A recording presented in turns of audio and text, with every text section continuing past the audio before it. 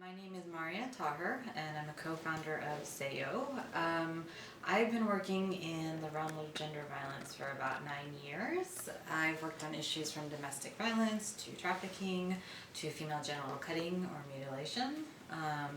And I've done everything from program development to research to policy in the work. And Sahiyo is an organization that was founded in 2015 and does a lot of work around the issue of female genital cutting or mutilation in the Asian community, the South Asian community. And we do a lot of work through storytelling. We really believe in the power of stories and the need to break the isolation on different forms of violence, and to show that a survivor or a person who's undergone a certain form of violence, they're not alone.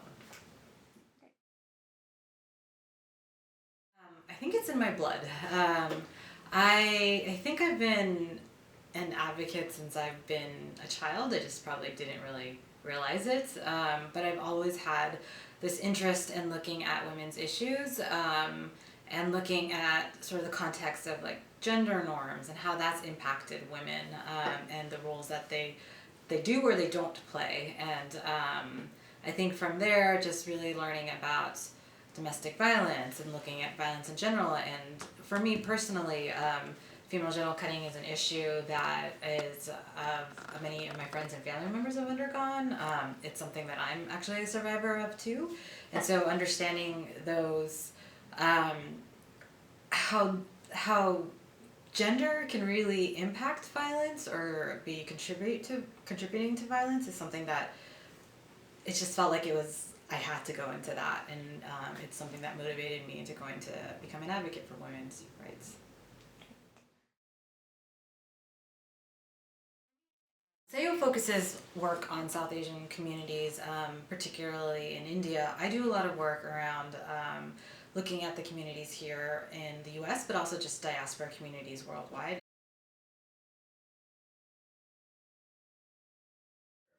Really, when you're working with diaspora communities, a lot of challenges that you see around violence are linguistic barriers, or cultural barriers, this idea of not knowing how to navigate certain systems or who to go to for help or support. And that's something that it's not uncommon for immigrant groups, but it is something that is unique to diaspora communities because you have been taken out of sort of your home country where you might be familiar with certain systems and processes in place, or even the language or your support system. And I think when it comes to female genital cutting, that's something that we see can at times be adversarial, because it can be something that immigrant groups feel that they need to hold on to and they must continue it.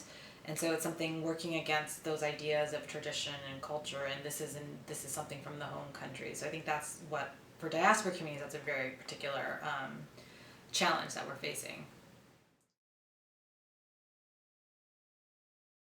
I'll talk about India. I think for India, the biggest challenge that I know my colleagues there face is that there is no law in place criminalizing female genital cutting. So it's something that it's hard for them to get to the national attention. The media has really brought up the issue, but still there are certain religious minority laws and things that have not allowed them to get the government's attention. And I think that it's important to recognize India is a member of the Convention of the Elimination of Discrimination Against Women, CEDAW, and they are part of the SDGs, and it's something that it's more advocacy, and I think the government needs to recognize that they do need to abide by these, they do need to look into all of these issues, and that's what SAYO is hoping to do as well.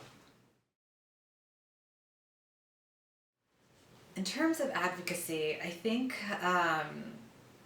breaking the silence. I think the main message I want to really bring about is that don't be afraid to share your story. Don't be afraid to